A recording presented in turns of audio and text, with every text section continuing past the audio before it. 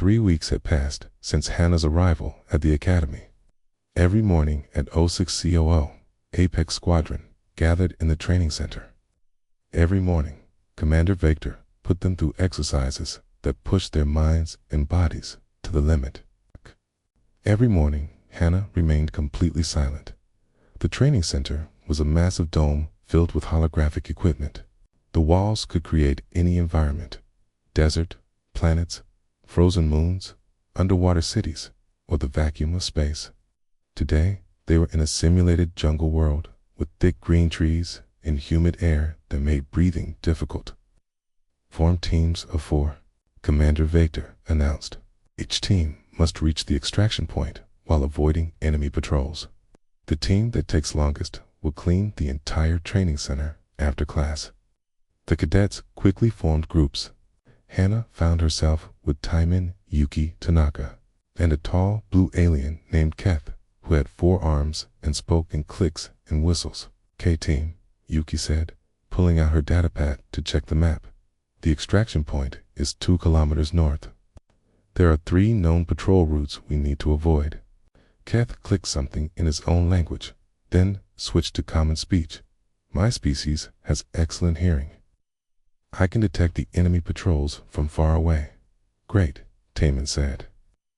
I studied the terrain data last night. There's a river that runs parallel to our route. We can use it for cover. All 3 looked at Hannah, waiting for her to contribute to the planning. She stood quietly, studying the jungle around them. Her eyes moved from tree to tree, noting the spacing and height. She looked up at the sky, checking the light patterns. Hannah, Yuki asked, any thoughts on the route? Hannah shook her head, but pointed west, away from the path they had been discussing. That direction goes through the thickest part of the jungle. Taman said, it will take much longer. Hannah nodded, but continued pointing west. We don't have time to guess what you're thinking, Yuki said with frustration. Either explain your idea, or we go with the plan. Without waiting for an answer, Yuki led the team toward the river route. Hannah followed behind, but she kept looking over her shoulder toward the western path. 30 minutes later, they heard the sound of enemy vehicles approaching. Keth's 4 arms moved in panic signals. Patrol coming from the south, moving fast. They hid behind thick trees as 3 armored vehicles passed nearby. The patrol was heading directly toward the river route, exactly where Yuki had planned to take them. How did they know? Kamen whispered. Hannah pointed again, toward the west. This time, Yuki nodded. Double quotes, okay, we try your way. They changed direction and moved through the thick jungle. The going was slower, but they encountered no patrols. The western route took them through areas where the trees were so dense that enemy vehicles could not pass. They reached the extraction point, 3rd out of 5 teams. Not the fastest, but far from the slowest. After the exercise, Commander Victor gathered all the cadets for evaluation. Team 1 used speed, but was detected twice, he said.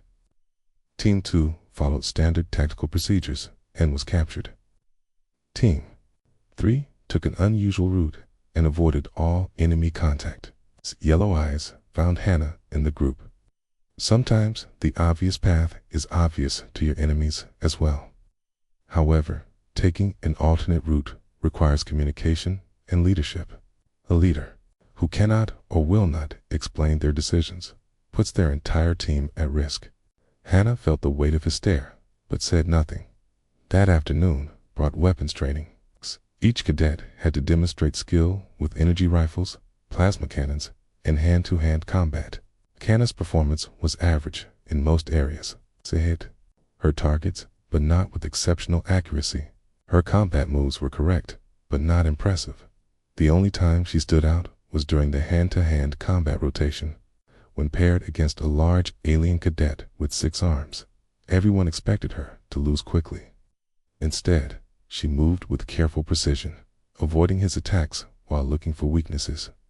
She did not win the match, but she lasted longer than anyone expected. Adequate, Commander Victor said when her match ended. But adequate will not keep you alive in real combat. Evening brought strategic planning exercises. The cadets sat around a large table with a holographic display showing a space battle scenario. Enemy ships approached a friendly planet, and they had to coordinate a defense. Cadet Yuki, what is your assessment? Commander Victor asked. The enemy has superior numbers, but they're spread across a wide front, Yuki replied. We should concentrate our forces and attack their weakest flank. Reasonable, Cadet Deho. I agree with the flanking attack, but we should also send a small force to harass their main group. Keep them distracted while we hit the weak point, the cadets offered their opinions. Some suggested defensive positions. Others wanted to attack immediately. The discussion went on for an hour. Cadet Kim, Commander Victor, said suddenly, "You have been silent throughout this exercise. Do you have any tactical insights to share?" All eyes turned to Hannah. She looked at the holographic display for a long moment. The enemy ships were arranged in a complex formation. Their approach vector would bring them past an asteroid field before reaching the planet. Hannah stood up and walked to the display. She pointed at the asteroid field, then at the enemy formation, then back to the asteroids. She made a motion with her hands that suggested something moving through the asteroids. Are you suggesting we hide ships in the asteroid field? Commander Victor asked. Hannah nodded. That is a standard ambush tactic. Nothing original. Tana was not finished. Okay? She pointed at the asteroids again, then made a pushing motion with both hands. She looked directly at Commander Victor to make sure he understood. You want to move the asteroids? Yuki said. Use them as weapons. Hannah nodded enthusiastically. Tay-Min leaned forward. That's actually brilliant. We could use tractor beams to accelerate asteroids toward the enemy formation. They would not expect that kind of attack. Commander Victor studied the display. It would require precise timing and coordination. One mistake and the asteroids could hit our own ships. Looked at Hannah again. Interesting idea, but it relies on equipment we might not have available.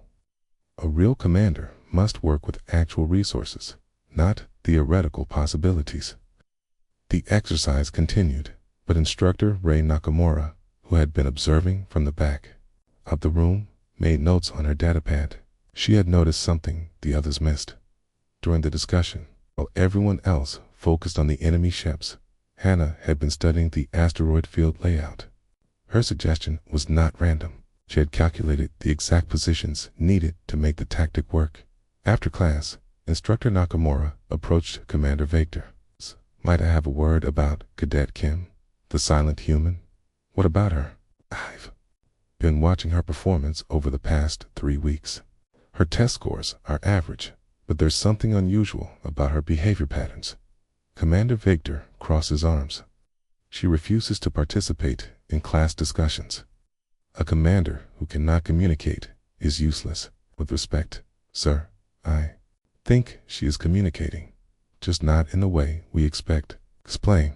Instructor Nakamura pulled up data on her pad. Let's look at her positioning during group exercises. She always chooses locations that give her the best view of both her team and potential threats. During weapons training, she spends more time observing other cadets' techniques than practicing her own. In tactical discussions, she listens to every opinion before forming her own assessment. And your point. She's gathering intelligence, sir, on everything and everyone, including the training methods and tactical preferences of her instructors. Commander Victor was quiet for a moment. Are you suggesting she has some hidden agenda? I'm suggesting she might be smarter than she appears. Her silence could be deliberate strategy rather than weakness or fear. That night, Commander Victor reviewed Hannah's file again. Her academic records from Earth were impressive. Top scores in strategic analysis and military history. Recommendations from instructors who called her exceptionally gifted and highly observant. But here at the academy, she seemed ordinary. Average performance, minimal participation, no leadership initiative. Either Earth's military standards were much lower than galactic standards, or there was something else going on. The next morning brought survival training. Each cadet was dropped alone on a simulated hostile planet with minimal equipment. They had 48 hours to reach a rescue beacon while avoiding dangerous native creatures and environmental hazards. Hannah was assigned to a desert world with extreme temperature changes and predatory animals that hunted in packs. As her transport ship left her on the sand dunes, she looked around at the harsh landscape. For the first time since arriving at the academy, she smiled. Finally, she was alone. No one watching her every move. No pressure to speak or explain herself. Just pure survival, where actions mattered more than words. She picked up her basic survival kit and started walking north toward the beacon. But first, she found a high sand dune and spent 30 minutes studying the landscape, memorizing landmarks and identifying potential threats. When rescue teams found her 47 hours later, she was waiting calmly beside the beacon. She had arrived 12 hours early and had set up a small camp with water collection equipment made from her survival kit. "How did you manage water in a desert environment?" the rescue team leader asked. 2 months had passed since the start of training. The academy corridors buzzed with excitement and fear. Tomorrow would begin the Apex trial, the most difficult test any military cadet could face. Out of every 100 cadets who attempted it, 40 failed completely and were sent home in shame. Hannah sat in the academy library, surrounded by tactical manuals and historical battle records. She had been there for 6 hours, reading about famous military disasters and legendary victories. Other cadets studied in groups, discussing strategies and sharing knowledge. But Hannah worked alone, as always. Silent men found her there as the library prepared to close. "You've been here all day," he said, sitting down across from her. "The trial starts in 12 hours. Maybe you should get some rest." Hannah looked up from her reading, but said nothing. She gathered her materials and headed toward the door. "Hannah, wait," Tommen called after her. "I know you can hear me. We've been roommates for 2 months. I've seen you listening to everything, watching everyone. But tomorrow, we need to work as a team. How can we do that if you won't talk to us?" Hannah stopped walking, but did not turn around. "The other cadets are starting to think you're a liability," Tommen continued. "They think humans are weak because of how you act. Is that what you want?" Finally, Hannah turned to face him. For a moment, it looked like she might speak. Her lips parted slightly, and Tommen leaned forward hopefully. But then she shook her head and walked away. That night, Commander Victor held a final briefing for Apex Squadron. The 13 remaining cadets sat in a circle around a large holographic display. 2 cadets had already quit during the previous month, unable to handle the pressure of advanced training. "The Apex trial begins at dawn," Commander Victor announced. "You will face an enemy force that adapts to your tactics. Every move you make will be analyzed and countered. The enemy I learned from your mistakes and become stronger." The holographic display showed a complex battlefield with cities, forests, mountains, and rivers. Multiple objectives were marked in red across the terrain. Q. Your mission is to capture 5 strategic points while preventing the enemy from destroying 3 civilian centers. You have 72 hours to complete this task. Yuki raised her hand. "Sir, what resources do we have available?" "Standard military equipment for a force your size. No special weapons, no superior technology. You must succeed through superior tactics and teamwork." Commander Victor S. yellow eyes moved around the circle, studying each cadet's face. "I will personally oversee the enemy AI system. I know every one of your strengths and weaknesses. I know your preferred tactics and your psychological tendencies. This knowledge will be used against you." The cadets shifted uncomfortably. Having their own commander as their opponent felt wrong, even in a simulation. One more thing, Commander Victor continued. Squad leaders will be chosen by vote tomorrow morning. Choose wisely. Poor leadership will doom your entire mission. The briefing. The cadets gathered in small groups to discuss strategy. Hannah stood apart from the others. As usual, she listened to their conversations, but did not participate. "We need someone experienced as squad leader," said Keth, his forearms moving in agitated patterns. "Someone who has proven themselves in combat situations." "Yuki has the best tactical scores," suggested Daeho. "She should lead." "What about military background?" asked another cadet. "Some of us come from families with centuries of military service." The discussion continued for an hour. Various names were suggested and debated. No one mentioned Hannah as a possibility. Finally, Yuki approached her. "Hannah, who do you think should be squad leader?" Hannah looked around the room at all the cadets. She pointed at Yuki, then at Daeho, then at Keth. Finally, she shrugged, indicating she thought any of them could do the job. "That's not helpful," Yuki said with frustration. "We need your input.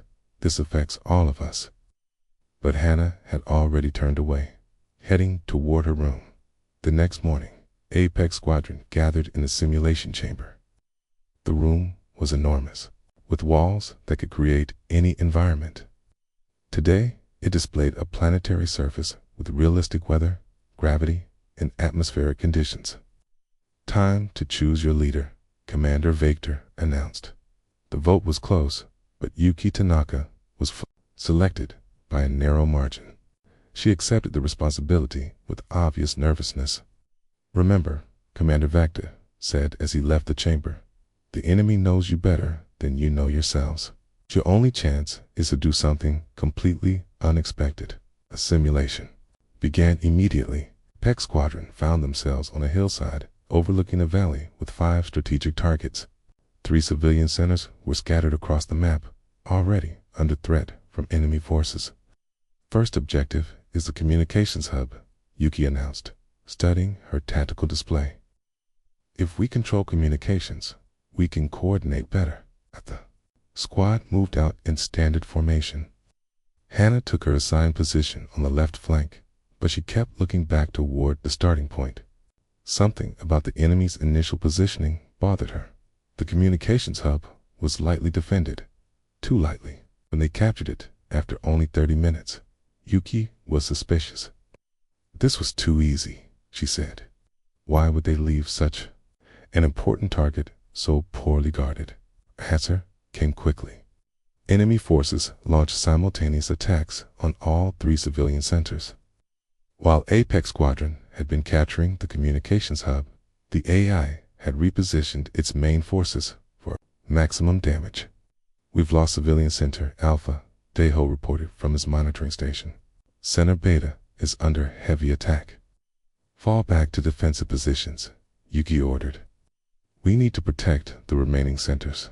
But when they reached the defensive positions, they found enemy forces already waiting for them. I had predicted their response perfectly by the end of the first day. Apex Squadron had lost 2 civilian centers and controlled only 1 strategic objective. The enemy AI, guided by Commander Victor's knowledge, had countered every tactical decision they made. That night, the exhausted cadets gathered in their temporary base camp. Morale was extremely low. "We're fighting our own instructor," Taman said. "He knows exactly how we think." "The AI adapts to everything we try," added Keth. "Every tactic we use becomes useless after the first attempt." Key stared at the tactical display, trying to find a solution. "We need to do something completely different. Something Commander Victor wouldn't expect from us." "Like what?" Daeho asked. "He's trained us for 2 months. He knows our capabilities better than we do." All eyes turned to their silent teammate. Hannah sat apart from the group, cleaning her weapon with careful precision. She had performed adequately during the day's fighting, but had not contributed any tactical suggestions. "Hannah," Yuki said firmly, "I'm ordering you to participate in this planning session. We need every possible idea." Hannah looked up from her weapon, but said nothing. "This is ridiculous," said one of the alien cadets. "We're losing because we're carrying dead weight. She never contributes anything useful." "Maybe humans just aren't suited for this level of military operation," suggested another. "Their species lacks the natural tactical instincts of older civilizations." Taman stood up angrily. "That's not fair. Hannah scored higher than most of you on the entrance exams." "Then why won't she help us?" Yuki demanded. "We're going to fail this trial, and she's just sitting there like she doesn't care." The argument grew louder. Frustration and exhaustion made tempers flare. Some cadets blamed Hannah directly for their poor performance. Others defended her right to remain silent. The squad was falling apart. Finally, Yuki had enough. "Sit," she announced. "Cadet Kim, I'm giving you a direct order as squad leader. Either contribute to this planning session or remove yourself from active duty. We can't afford to have non-participating members during a mission this critical." The entire squad fell silent. Everyone stared at Hannah, waiting for her response. Hannah stood up slowly.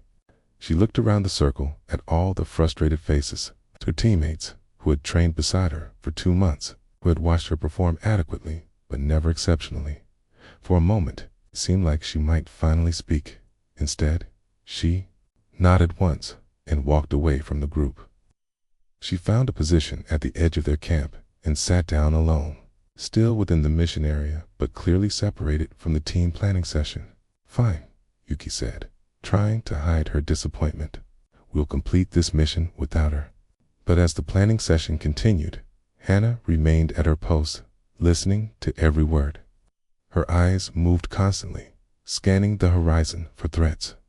Even excluded from the group, she maintained her assigned watch duty, unknown to the others. Surveillance cameras throughout the simulation chamber were recording everything. In the control room, Commander Victor and Instructor Nakamura watched the squad's breakdown with interest. "The human cadet maintains discipline even when rejected by our own team," Instructor Nakamura observed. "That shows character." "Shows stubbornness," Commander Victor replied. "A soldier who cannot communicate with their unit is worse than useless. They're dangerous." On the screens, they watched Hannah sitting alone while her teammates planned desperately for the next day's operations. "Tomorrow will be their final chance," Commander Victor said. "They cannot capture the remaining objectives. They fail completely." The words echoed through the simulation chamber like a thunderclap. After 2 months of absolute silence, Hannah Kim had finally spoken. But instead of addressing her frustrated teammates, she had requested a direct conversation with their opponent. Yuki stared at her in shock. "What did you just say?" "I need to talk to Commander Victor," Hannah repeated, her voice calm and steady. Privately, the other cadets looked at each other in confusion. Ming-Ji crossed her arms angrily. "Now you decide to talk, or we're about to fail." But Hannah was already walking toward the communication console at the center of their base camp. She activated the command channel that connected directly to the control room. "Commander Victor," she said into the microphone. "This is Cadet Kim. I request a private communication channel." In the control room, Commander Victor and Instructor Nakamura exchanged surprised glances. They had been monitoring the squad's breakdown with professional interest. The human cadet's sudden decision to speak was unexpected. Sir Instructor Nakamura said quietly, "This could be interesting." Commander Victor activated his own microphone. "Cadet Kim, you are in the middle of a military exercise. Private communications are not permitted during active operations." "Then I formally request a temporary ceasefire," Hannah replied. "Under Academy Regulation 47C, any cadet may request direct consultation with commanding officers during training exercises if they have information relevant to mission success. Commander Vector's eyebrows rose.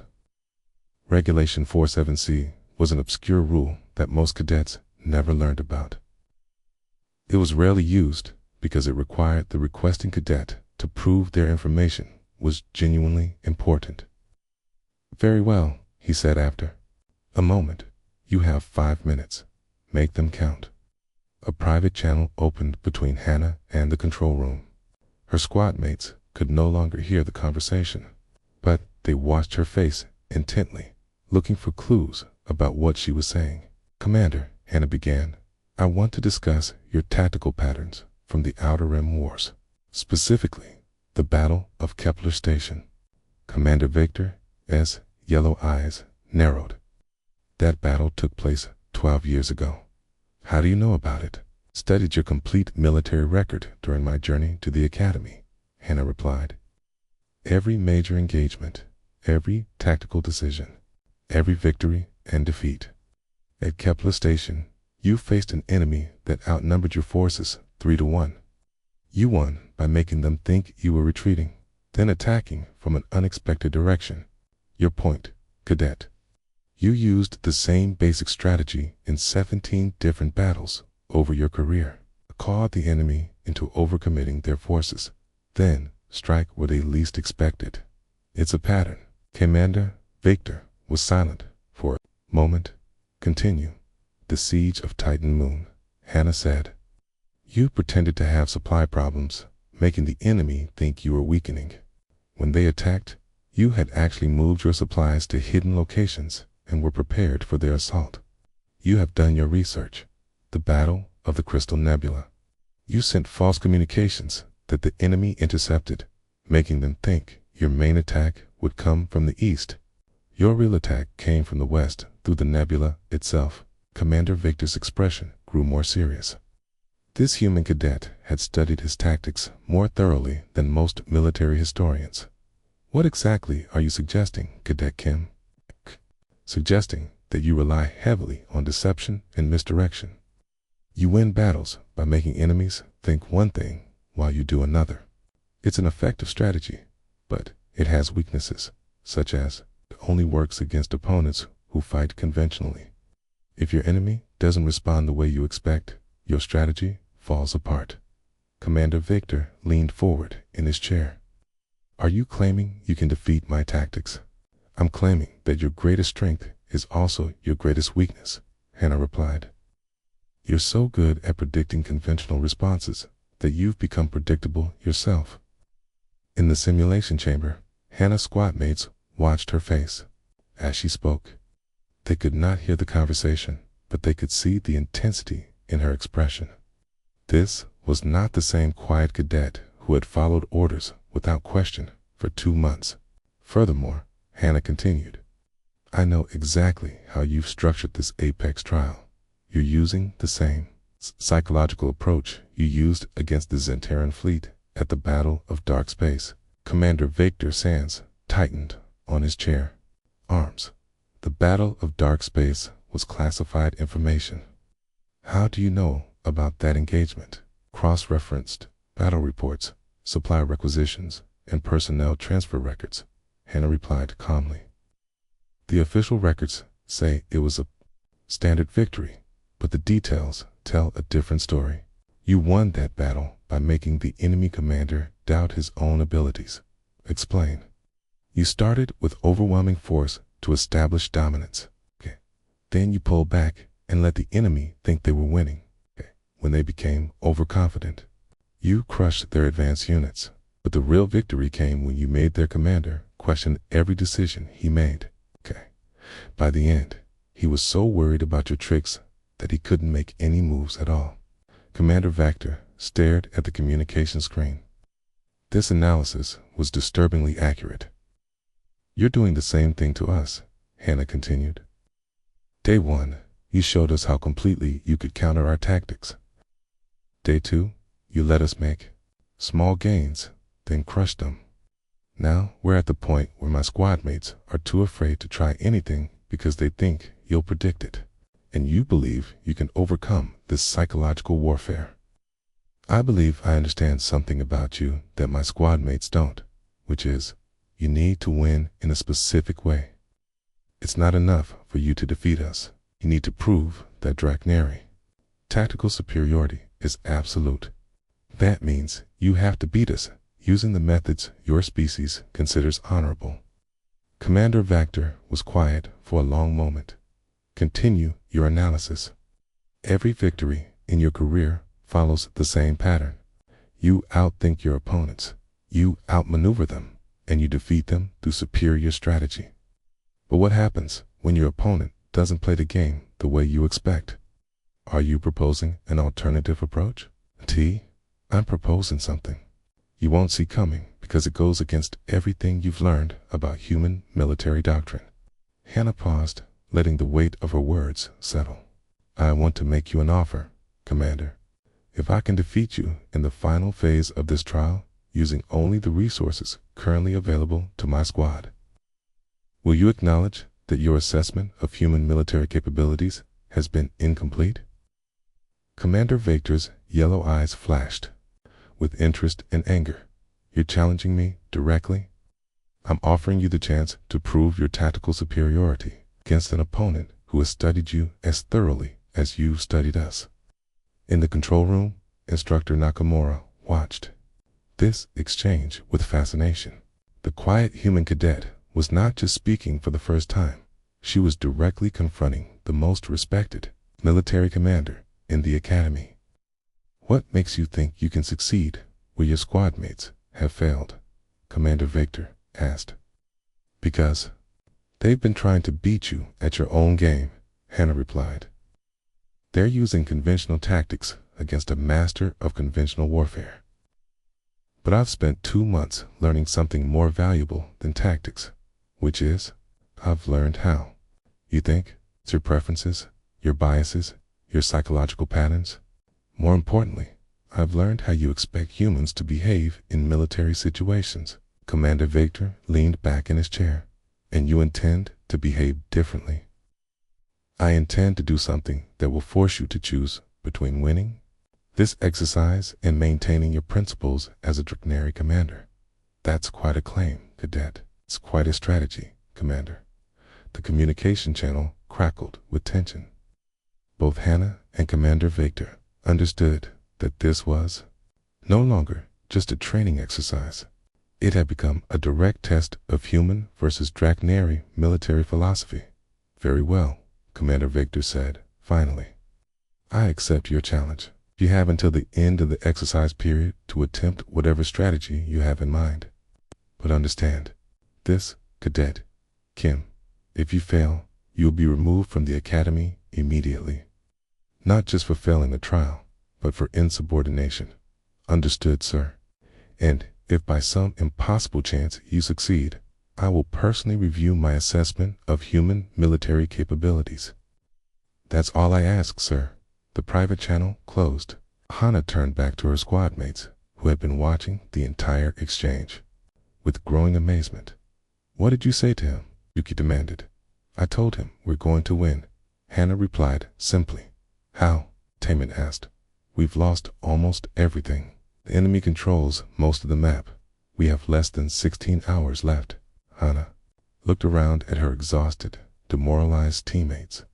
For 2 months, they had seen her as a burden, a weak link in their chain. Now, she needed them to trust her completely. I need you to do something that will seem impossible, she said. I need you to surrender. The squad mates stared at her in shock. Surrender, Minji said. Are you insane? We'll fail the trial immediately? No, Hannah said with a slight smile. We'll do something Commander Vector will never see coming. We'll turn his greatest strength against him. She walked to tactical display and began pointing out positions on the map. Here's what we're going to do. The final day of the Apex trial dawned with heavy clouds over the simulated battlefield. Apex Squadron had gathered around Hannah as she explained her plan. What she proposed was so unexpected, so dangerous, that several cadets thought she had lost her mind from the pressure. You want us to surrender? Deho repeated for the 3rd time. We'll fail immediately. No, Hannah said patiently. We'll broadcast a surrender on all frequencies, but we won't actually surrender. There's a difference. Oki studied the tactical display where Hannah had marked their positions. I don't understand how this helps us capture the remaining objectives. Because Commander Victor will have to make a choice, Hannah explained. He can accept our surrender and prove nothing, or he can reject it and break military protocol. Tay-Min shook his head. But if we surrender, real or fake, we still lose the trial. Hannah smiled for the first time since arriving at the academy. Not if we surrender under the right conditions. Okay. She pulled up a section of the Galactic Military Code on her datapad. Article 15. Section 7. Any military force that broadcasts unconditional surrender during a training exercise must be given opportunity to formally complete surrender procedures before exercise termination. The cadets read the regulation carefully. It was dense legal language that most of them had never seen before. What does that mean in simple terms? Asked Keth, his forearms moving nervously. It means that once we broadcast surrender, Commander Victor has to either accept it immediately or give us time to go through formal surrender procedures. But there's a problem with both options. Hannah highlighted another section of the code. K. He accepts immediate surrender. The exercise ends without proving which side had superior tactics. That doesn't accomplish his goal of demonstrating Dracnary military superiority. And if he gives us time for formal procedures, Yuki asked, then we use that time to complete our real mission. Minji crossed her arms skeptically. This sounds like cheating. It's using the rules exactly as they're written, Hannah replied. Commander Victor helped write these regulations. He should know them better than anyone. But why would this work? Taemin asked. He's too smart to fall for a simple trick. 'Cause it's not a trick, Hannah said. It's psychology. Commander Victor needs to win, but he needs to win the right way. If we surrender without fighting, it proves nothing about Dracnary tactical superiority. He'll be forced to reject our surrender to continue the battle. She pointed to specific locations on the map. When he rejects our surrender, we'll be in position to capture both remaining objectives simultaneously. By the time he realizes what we've done, the trial will be over. The plan was risky beyond belief. Hannah had miscalculated Commander Victor's psychology. They would fail spectacularly. But looking around at their desperate situation, the cadets realized they had no other options. I'm in, Yuki said, finally. We're going to fail anyway if we try conventional tactics. One by one, the other cadets agreed. Even Minji, who had been Hannah's harshest critic, nodded reluctantly. All right, Hannah said, taking command naturally. Here's exactly what we need to do. She assigned each cadet specific positions and roles. Unlike their previous attempts, this plan required perfect timing and absolute trust in each other. Remember, Hannah said as they prepared to move out, the surrender broadcast has to sound completely genuine. Commander Victor will be analyzing every word for deception. At exactly 0800 hours, Apex Squadron broadcast their surrender on all military frequencies. This is Squad Leader Yuki Tanaka of Apex Squadron, she announced, her voice heavy with apparent defeat. We formally surrender to enemy forces. We request immediate ceasefire and opportunity to complete surrender procedures according to Galactic Military Code, Article 15, in the control room. Commander Victor stared at the communication screen in surprise. Instructor Nakamura leaned forward with interest. They're surrendering? She asked, after yesterday's challenge from Cadet Kim. Commander Victor's yellow eyes narrowed. This is unexpected. What's your response, sir? Commander Victor considered his options. Accepting immediate surrender would end the exercise, but it would prove nothing about the superiority of Dracnary tactics. These humans will return to their home world, claiming they had never been truly defeated. Negative. Apex Squadron. He. BROADCAST back. Surrender is not acceptable at this time. Resume combat operations immediately. Sir Yuki's voice came back. Under military regulations, you cannot reject a formal surrender without cause. We are requesting proper surrender procedures. Commander Victor felt a moment of uncertainty. The humans were correct about the regulations, but accepting their surrender felt like admitting he couldn't defeat them through superior tactics. You have 30 minutes to complete surrender procedures, he finally announced. After that, combat operations will resume. In the simulation chamber, Hannah smiled. Perfect. He gave us exactly what we needed. Soon as the 30-minute ceasefire began, Apex Squadron split into two groups. But instead of preparing surrender documents, they moved quickly toward the two remaining strategic objectives. Hannah led one group toward the eastern objective. Yuki led the other toward the western target. They moved carefully, staying hidden from enemy surveillance. Commander Victor monitored their movements with growing suspicion. What are they doing? It looks like they're positioning for simultaneous attacks on both objectives, Instructor Nakamura observed. During a ceasefire, technically, they're still within the surrender procedure timeframe. Commander Victor realized he had been outmaneuvered. The humans had used his own pride against him. By rejecting immediate surrender, he had given them the opportunity they needed. Clever, he admitted, but they still have to actually capture the objectives. 28 minutes into the ceasefire, both groups were in position. Hannah checked her chronometer. 2 minutes remaining.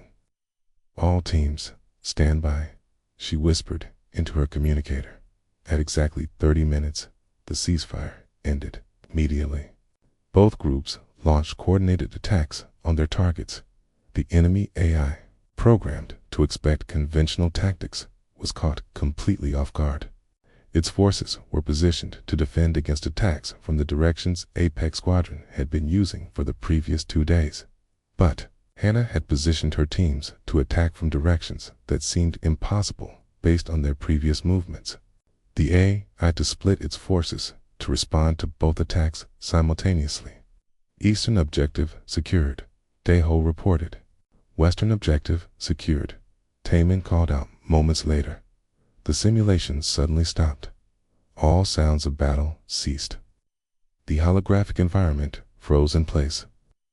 Exercise complete, announced the computer system. Apex Squadron has successfully captured all required objectives. In the control room, Commander Victor stared at the tactical display in disbelief. The humans had done the impossible. They had captured both remaining objectives in less than 3 minutes of actual combat. How? He asked. Instructor Nakamura reviewed the battle data. They used the surrender as a repositioning opportunity while you were focused on the psychological aspects of accepting or rejecting surrender. They moved into optimal attack positions, but the AI should have detected their movements. The AI was programmed to ignore movements during ceasefire periods. Its standard protocol. Commander Victor realized the full extent of what had happened. Cadet Kim had not just defeated his tactical planning. She had identified a fundamental flaw in their training protocols. She used our own rules against us, he said quietly. More than that, sir, she understood that your decision would be based on pride rather than pure military logic. She predicted that you would reject immediate surrender because accepting it wouldn't prove draconian superiority.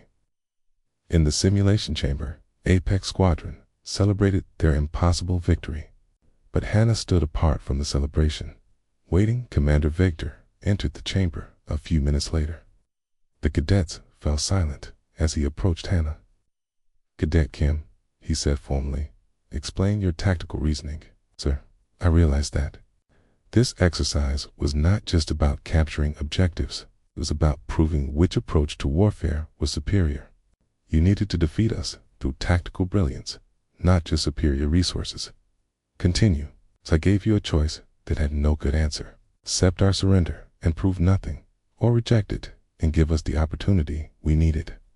Either way, you couldn't achieve your real objective. Commander Victor studied her face.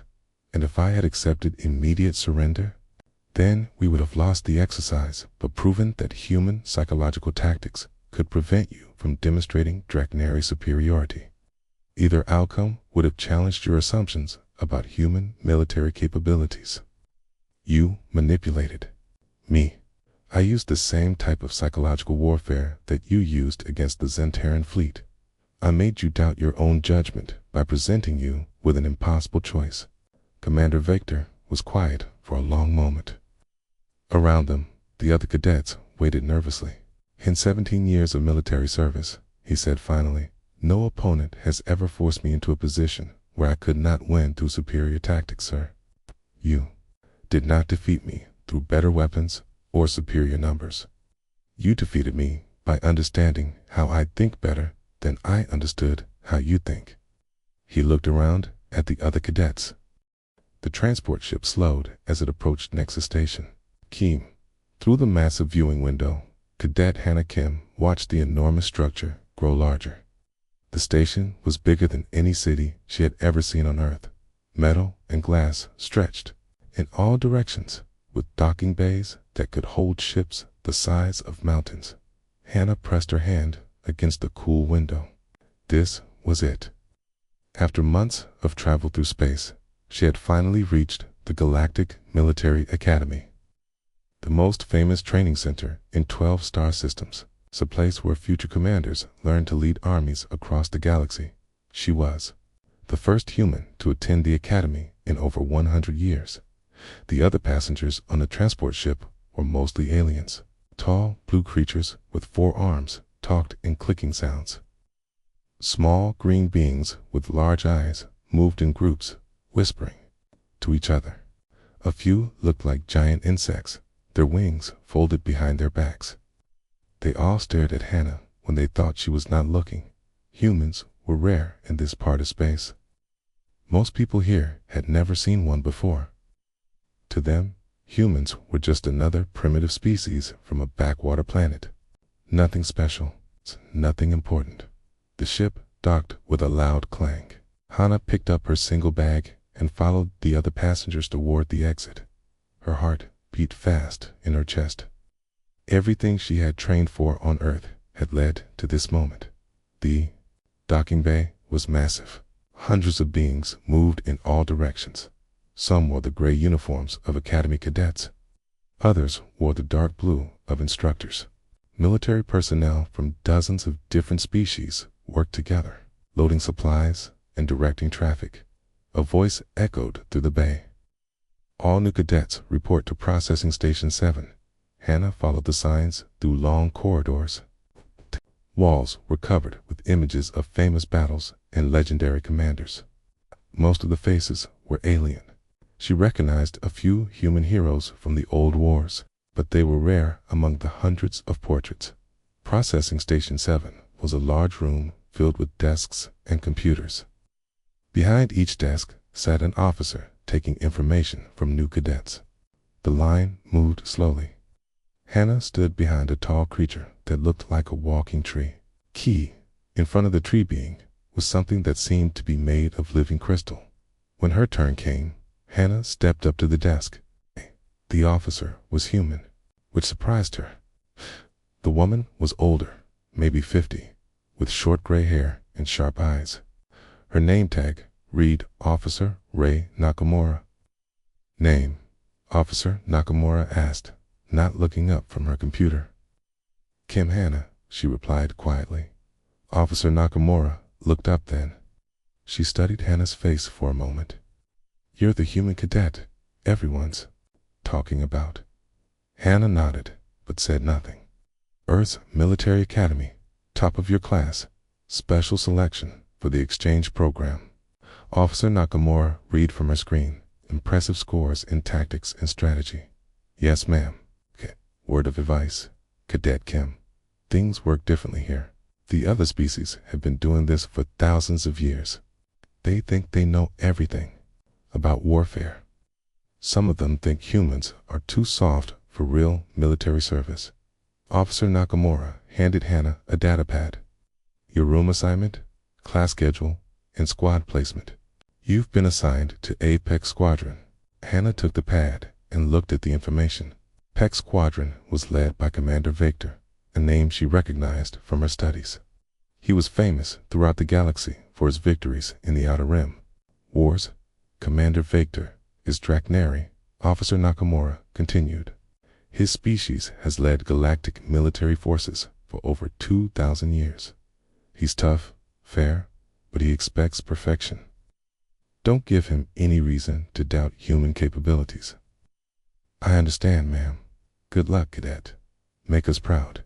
Anna followed the directions on her datapad through more corridors.